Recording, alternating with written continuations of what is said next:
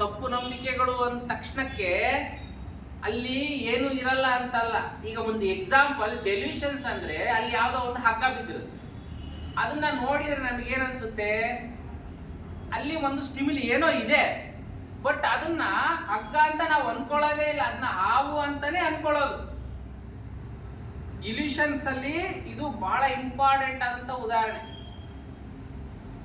ಹಂಗೆ ಏನಾಗುತ್ತೆ, ನನ್ನ ಹೆಂಡತಿ ಯಾವುದೋ ಅಂಗಡಿಗೆ ಹೋಗ್ತಾಳೆ, ಏನ್ ತರಕ್ಕೆ, ಸಕ್ಕರೆ ತರಕ್ ಹೋಗಿರ್ಬೋದು, ಟಿಪಣ್ಣ ತರಕ್ ಹೋಗಿರ್ಬೋದು, ಕಾಫಿ ಪುಡಿ ತರಕ್ ಹೋಗಿರ್ಬೋದು, ಬೇಳೆ ತರಕ್ ಹೋಗಿರ್ಬೋದು.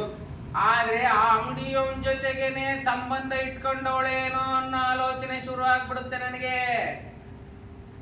ಪ್ಯಾರನಾಯ್ಡ್ ಡೆಲ್ಯೂಷನ್ಸ್ ಅಲ್ಲಿ ಅದನ್ನ ಅರ್ಥ ಮಾಡ್ಕೋಬೇಕು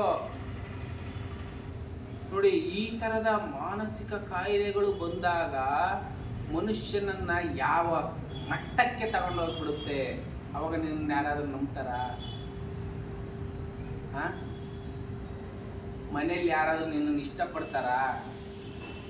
ನಿನ್ನ ಜೊತೆ ಸಹಜವಾಗಿ ವರ್ತನೆ ಮಾಡೋದಕ್ಕಾಗುತ್ತಾ? ಏನಾದ್ರೂ ಅಂದ್ಬಿಡ್ತೀಯ ನೀನು ಅಂಥವಳು ಇಂಥವಳು ಅಂತ, ಅಂದಮೇಲೆ ರಾತ್ರಿ ಬೆಳಿಗ್ಗೆ ಮರ್ತೋಗ್ಬಿಟ್ಟಿರುತ್ತೆ ನಿನಗೆ, ಹೌದಲ್ವಾ?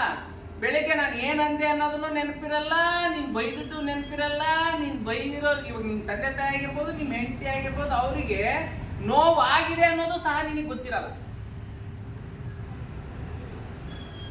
ನೋವು ಅನುಭವಿಸ್ತದ್ ಮಾತ್ರ ಅವರು.